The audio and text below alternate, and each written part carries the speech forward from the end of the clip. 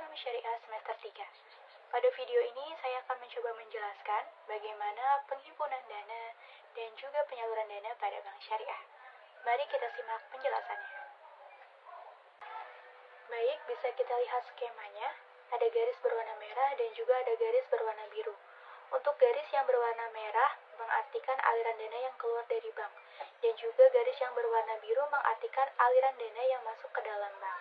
Untuk penyaluran dan penghimpunan dana yang pertama, yaitu kita kenal dengan profit loss sharing atau perjanjian kontrak antara dua belah pihak, di mana masing-masing pihak mengumpulkan sumber daya keuangannya untuk diinvestasikan dalam bentuk proyek tertentu, kemudian saling membagi keuntungan ataupun kerugian. Di dalam bank syariah terdapat dua akad, yaitu akad mudharabah dan juga akad musyarakah.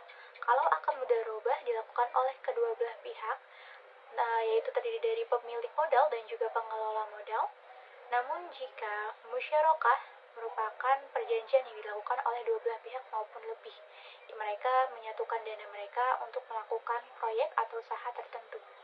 Nah, untuk kedua akad ini nantinya akan menghasilkan bagi hasil sebagai suatu bentuk pendapatan labanya.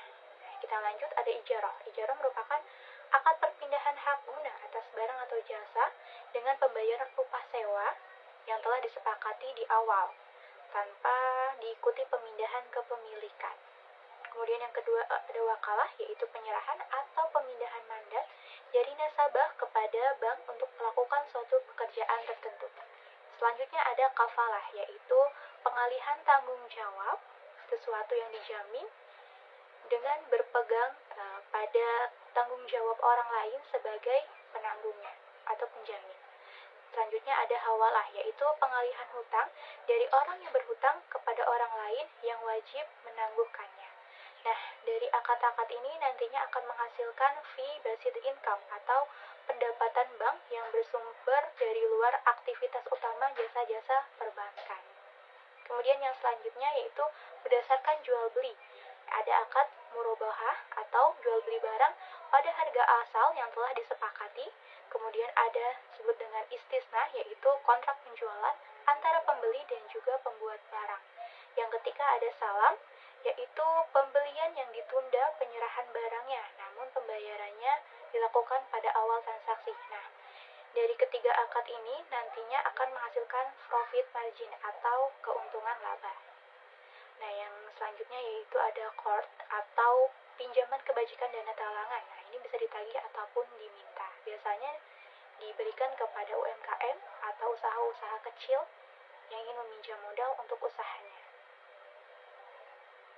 Penghimpunan dan juga penyaluran dana yang selanjutnya yaitu berbentuk simpanan, terbagi lagi menjadi tiga, yaitu ada giro wadiah atau simpanan yang penarikannya dapat dilakukan setiap saat menggunakan cek, biliet giro maupun alat bayar lainnya atau dengan pemindahan buku. Yang kedua yaitu menggunakan tabungan, yaitu ada tabungan wadiah atau tabungan yang dititipkan secara murni yang harus dijaga dan dikembalikan sesuai dengan kehendak pemiliknya. Dan juga ada tabungan mudharabah, di mana tabungan ini akan diputar dan dikelola oleh bank untuk usaha atau proyek tertentu yang nantinya akan menghasilkan bagi hasil sebagai bentuk labanya dan juga bukan bunga seperti di bank konvensional. Yang terakhir ada deposit, yaitu simpanan yang disimpan dalam rekening. Biasanya memiliki jangka waktu tertentu di mana nasabah ini tidak boleh menarik uangnya kecuali sudah tanggalnya atau sudah jatuh tempo. Dan untuk ketiga simpanan ini nantinya akan menghasilkan bagi hasil ataupun bonus sebagai pendapatan labanya. Kemudian ada modal, di mana pemilik modal memberikan modalnya kepada bank, dan pemilik modal ini nantinya akan berstatus sebagai salah satu pemilik bank tersebut. Nah, nanti ini juga akan menghasilkan bagi hasil sebagai pendapatan labanya. Untuk simpanan dan juga modal ini nantinya akan dihitung besarannya, dan jika sudah memenuhi nanti akan diminta untuk membayarkan zakat, dan zakatnya ini akan disalurkan kepada bank syariah tersebut. Demikian yang bisa saya sampaikan, kurang lebihnya mohon maaf. Wassalamualaikum warahmatullahi wabarakatuh.